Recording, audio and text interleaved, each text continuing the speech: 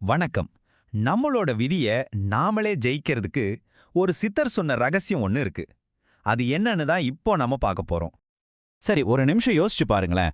உங்க வாழ்க்கையில நீங்க பண்ற எல்லா முயற்சிக்கும் ஒரு தடை வந்துகிட்டே இருக்கா? என்ன பண்ணாலும் அதிர்ஷ்டம் நம்ம பக்கம் இல்லையே அப்படின்னு எப்பவாவது ஃபீல் பண்ணிருக்கீங்களா? அப்படி நீங்க நினைச்சிருந்தீங்கன்னா உங்க எல்லா கேள்விகளுக்கும் ஒரு பதில் இருக்கு. அதுவும் சும்மா இல்ல, ஒரு சித்தர் சொன்ன ரகசியம். வாங்க அந்த ரகசியம் எங்கிருந்து வந்ததுன்னு முதல்ல பார்க்கலாம். இந்த விஷயம் எப்போ எங்க சொல்லப்பட்டதுன்னா, நவம்பர் 2, 2025ல திருவண்ணாமலையில ஒரு பெரிய சிவபுராண கூட்டு பிரார்த்தனை நடந்திருக்கு. அப்போதான் அகத்திய சித்தரை நேரடியா வந்து இந்த தெய்வீக செய்தியை வெளிப்படுத்தியிருக்கார். எதுக்குன்னா, மனுஷங்களோட ரொம்ப ஆழமான கஷ்டங்களுக்கு ஒரு தீர்வா இதை சொல்லியிருக்கார்.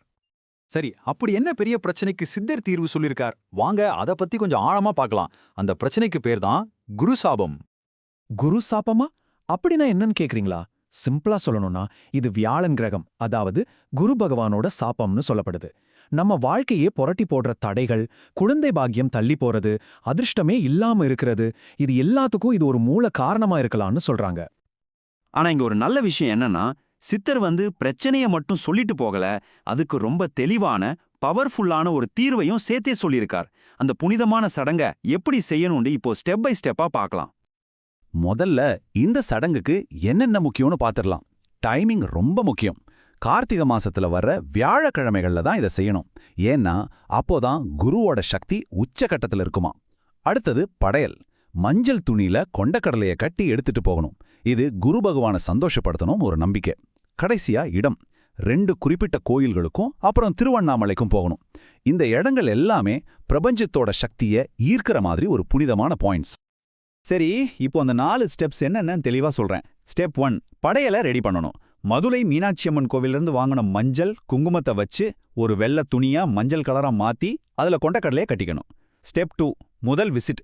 கார்த்திகை மாச வியாழக்கிழமையில அதிகாலை 5 மணிலிருந்து 6 மணிக்குள்ள தென்குடி திட்ட கோவிலுக்கு போகணும். ஸ்டெப் 3, 2வது விசிட். அதே நாள் காலையில அங்கிருந்து ஒரு 42 கிலோமீட்டர் தூரத்துல இருக்கிற ஆலங்குடி கோவிலுக்கு போகணும்.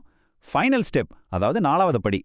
கடைசி கார்த்திகை வியாழக்கிழமை அன்னைக்கு திருவண்ணாமலைக்கு போய் அங்க இருக்கிற இந்திரலிங்கத்துக்கு முன்னாடி உட்கார்ந்து தியானம் பண்ணணும். ஆனா ஒரு நிமிஷம், இந்த சடங்கு ஏன் வேலை செய்யுது? இதுக்கு பின்னாடி ஒரு ஸ்பிரிச்சுவல் சயின்ஸே இருக்கு. ரொம்ப இன்ட்ரெஸ்டிங்கா இருக்கும், கேளுங்க. இது ஒரு காஸ்மிக் பயணத்தோட கதை. இந்த கதையே எங்க தொடங்குதுன்னா, வியாழன் கிரகத்திலேருந்து வர்ற ஒரு பிரபஞ்ச கதிர்ல தான். அதாவது ஒரு கதிர் வீச்சு. அந்த கதிர் பல கோடி கிலோமீட்டர் பயணம் செஞ்சு பூமி மேல 2 ஸ்பெசிபிக் இடங்கள்ல வந்து படுது.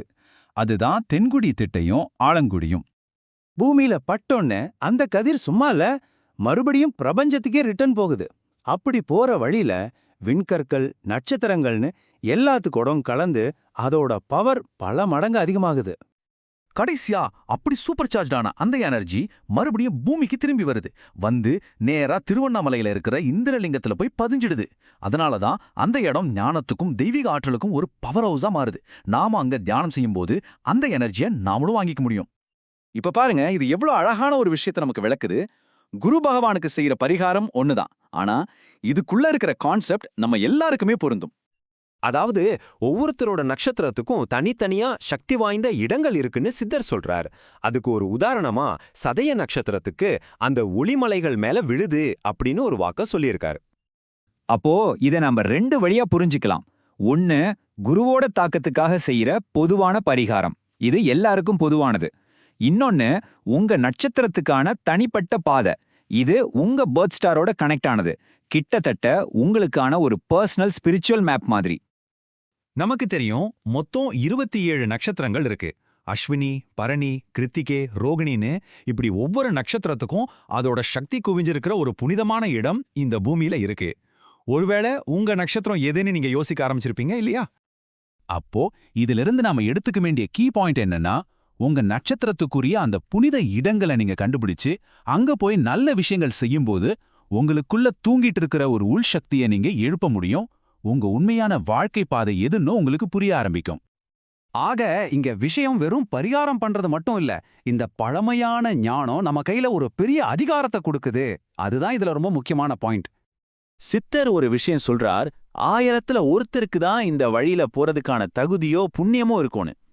ஆனா அடுத்த வரிய கேட்டா ஆச்சரியப்படுவீங்க. நான் இந்த வழியில நடக்கறேன் அப்படின்னு நீங்க ஒரு முடிவெடுத்தா போதும், அந்த 1000ல ஒருத்தரா நீங்களே மாறிடலான்னு சித்தரே சொல்றாரு. பாத்தீங்களா, தகுதிங்கிறது நாம எடுக்கிற முடிவுதான், அது ஏற்கனவே எழுதப்பட்டதல்ல. கடைசியா இந்த ஒரு பவர்ஃபுல்லான வாக்கோட இத முடிக்கலாம்.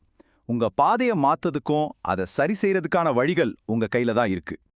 இப்போ கேள்வி இதுதான், உங்க நட்சத்திரத்துல ஒளிஞ்சிருக்கிற அந்த சக்தியை கண்டுபிடிச்சு உங்க விதிய உங்க கண்ட்ரோலுக்கு கொண்டு வர நீங்க தயாரா?